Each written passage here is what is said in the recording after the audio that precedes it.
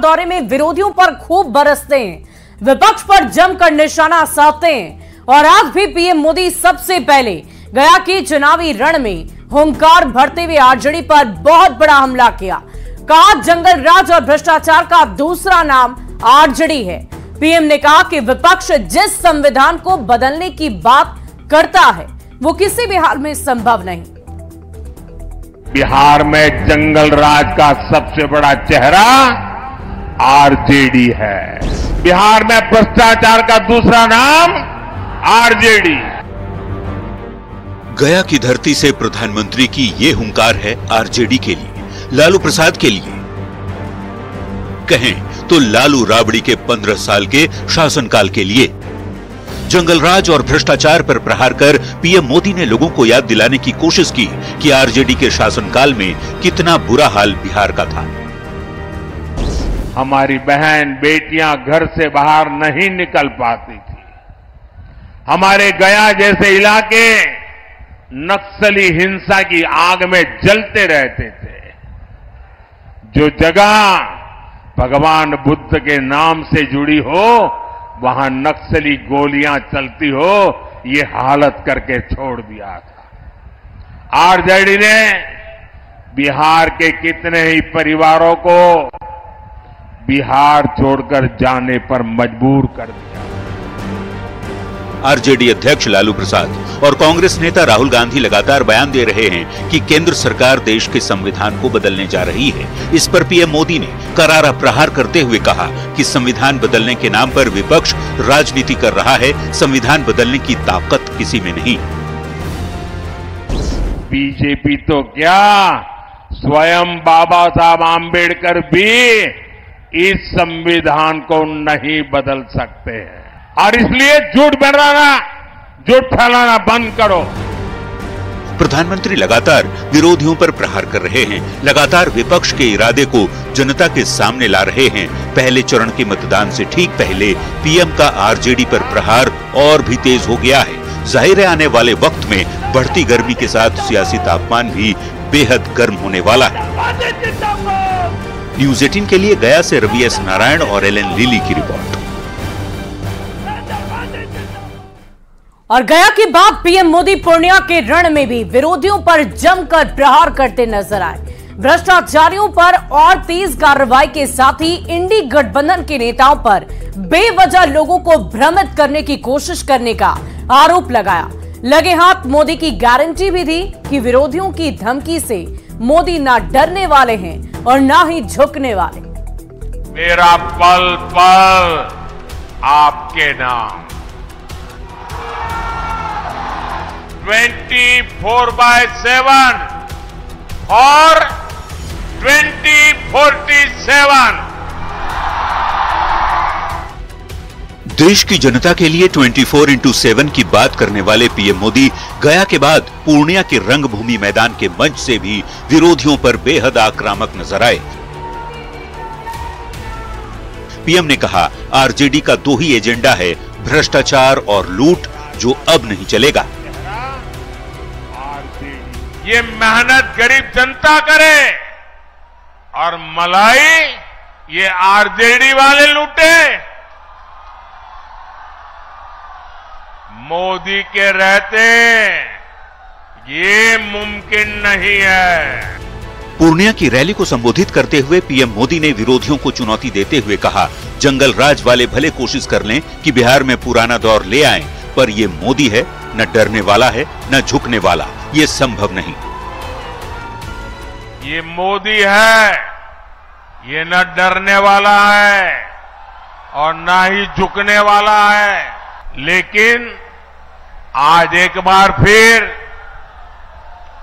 जंगल राज और महाजंगल राज वाले लोग उस दौर की वापसी चाहते हैं। इनका एक ही एजेंडा है, भ्रष्टाचार और लूट। भ्रष्टाचार पर प्रहार करते हुए पीएम मोदी ने एक बार फिर साफ कर दिया कि अगले 5 साल में भ्रष्टाचार पर और कड़ी कार्रवाई होगी, ये मोदी की गारंटी है। मैं आपको एक गारंटी देता हूं अगले 5 साल भ्रष्टाचार के खिलाफ और बड़ी कार्रवाइयों के 5 साल मान के चलिए।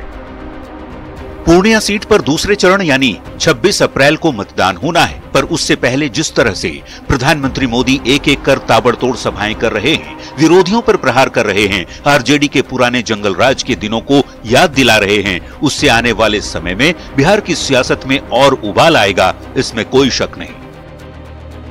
न्यूज 18 के लिए पूर्णिया से शैलेंद्र और कुमार प्रवीण की रिपोर्ट। और प्रधानमंत्री नरेंद्र मोदी बिहार में जंगल राज के पुराने दिनों की याद दिलाकर महागठबंधन और आरजेडी पर जमकर भड़ास निकाल रहे हैं। तो वहीं लालू प्रसाद के बाद कांग्रेस नेता राहुल गांधी भी कह रहे हैं कि बीजेपी संविधान को खत्म कर रही है। हमला राहुल ने ही नहीं किया, बल्कि पीएम के बिहार दौरे के बाद तेजस्वी यादव ने भी प्रधानमंत्री पर प्रहार किया है।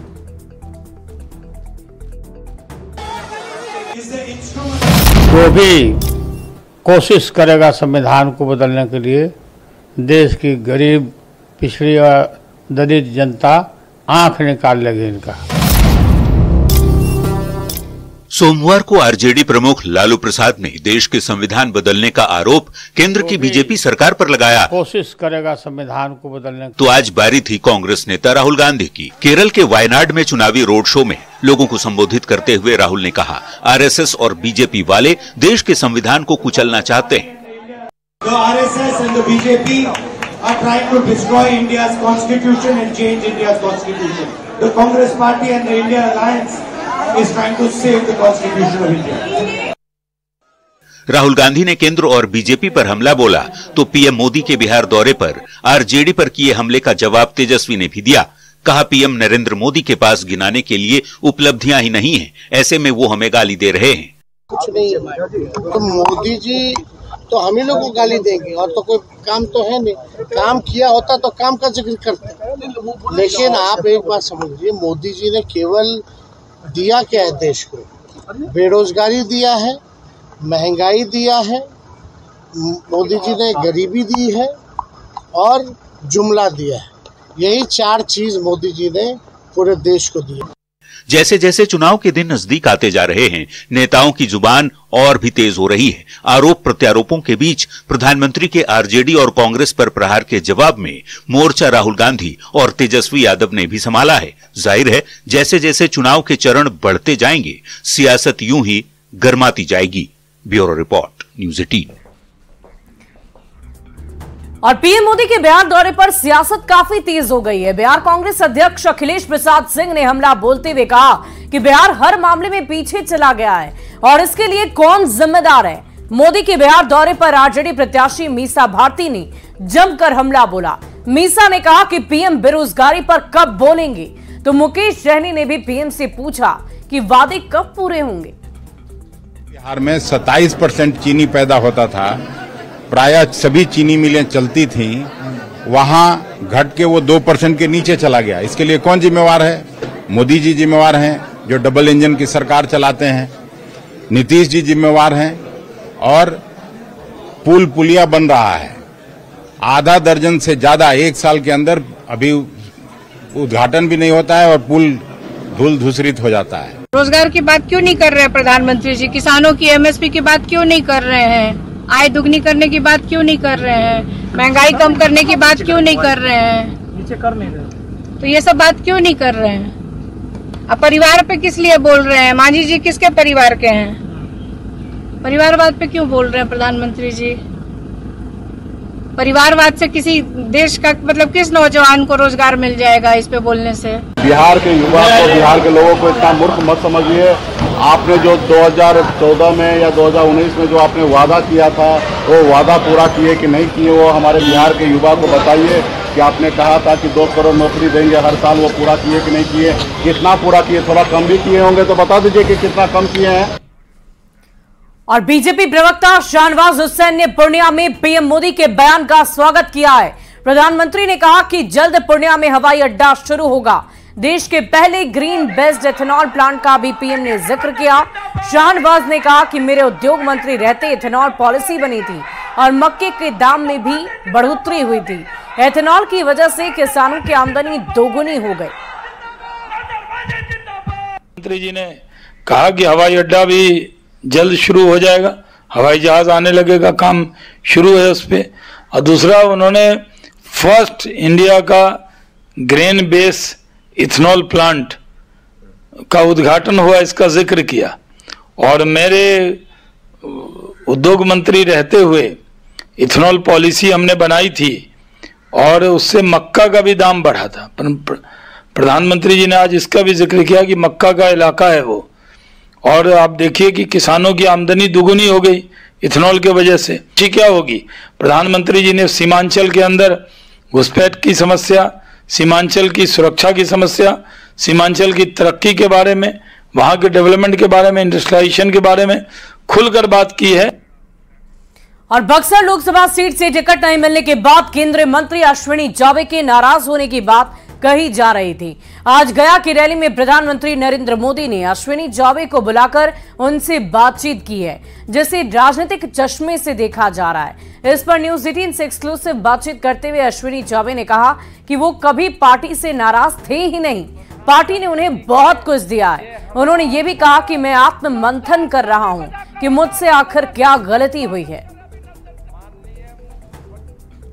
सवाल है सर, आप कह रहे हैं कि नरेंद्र मोदी को हमें आगे तीसरी बार प्रधानमंत्री बनाना है, उसके लिए हम प्रयास करेंगे, सब कुछ आप कह रहे हैं, लेकिन बीजेपी के जो उम्मीदवार वहां से उतारे गए हैं बक्सर में, क्या उनको आप सपोर्ट करेंगे इस चुनाव में?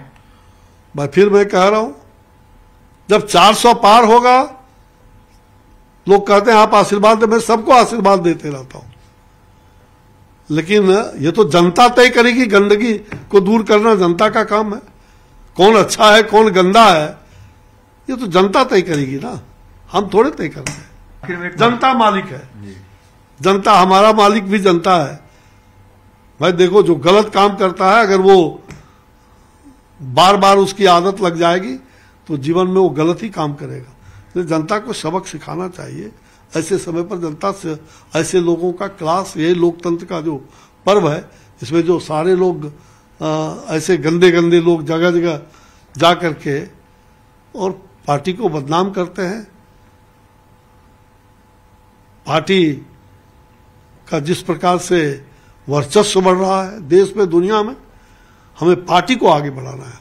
हमें नरेंद्र मोदी जी को विश्व के स्तर पर ले जाना है और भारत को 21वीं शताब्दी का भारत जो हम कहते हैं कि विकसित भारत बने, इस ओर जाना है। छोटी मोटी बातें अपने आप खत्म हो जाएगा, लेकिन समय बड़ा मूल्यवान होता है, समय किसी को नहीं छोड़ता।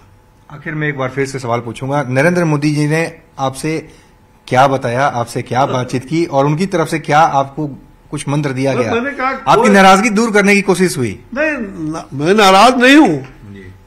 मैं फिर कह रहा हूं, मैं बार बार कह रहा हूं, मैं नाराज नहीं हूं। मैं क्यों नाराज रहूंगा? पार्टी ने जब मुझे सब कुछ दिया तो मैं नाराज क्यों रहूंगा? हाँ, षड्यंत्र जब होता है तो मन में पीड़ा होती है। मैं नाराज नहीं हूं और इसलिए मुझे वो क्यों बनाएंगे? वो महान व्यक्तित्व है। हाँ, उनका जो आत्मीय व्यवहार है उससे मैं बहुत हृदय को छू जाता है। हम आत्ममंथन कर रहे हैं, आत्मचिंतन कर रहे हैं कि हमारे में कमी कुछ होगी तभी तो हम LBW हो गए, अच्छे क्रिकेटर 0 से आउट हो जाता है तो शायद हम, क्या हमारी कमी रही LBW, हम क्यों हो गए? तो मुझे इसकी चिंता जरूर है, लेकिन मुझे दुख नहीं टिकट बंटने। हमें प्रक्रिया से और षड्यंत्रकारियों से सावधान रहना चाहिए। चलिए, ये थे केंद्रीय मंत्री अश्विनी कुमार चौबे। कैमरामैन प्रकाश गुप्ता के साथ अमितेश सिंह, न्यूज 18 दिल्ली।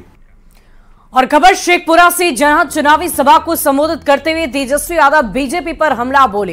तेजस्वी यादव ने कहा कि बीजेपी झूठ बोलने में माहिर है, अगर इंडी गठबंधन की सरकार आई तो 1 करोड़ सरकारी नौकरी देंगे। तेजस्वी ने जमुई से अर्चना रविदास को भारी मतों से जिताने की अपील की है। इंडिया गठबंधन की सरकार बनती है तो आने वाला 15 अगस्त में आप लोगों को बेरोजगारी से आजादी दिलाने का काम करेंगे। और 1 करोड़ लोगों को देश भर में सरकारी नौकरी हम लोग देंगे। कितना मिलेगा? कब मिलेगा? 15 अगस्त से शुरुआत कर दी जाएगी। हम लोगों ने वादा किया था 20 में कि 10 लाख सरकारी नौकरी देंगे अगर मुख्यमंत्री बनाओगे तो हमारे चाचा कहते थे उस समय कहाँ से आएगा पैसा। और यहाँ रुकते एक छोटे से ब्रेक के लिए खबरें लगातार जारी है।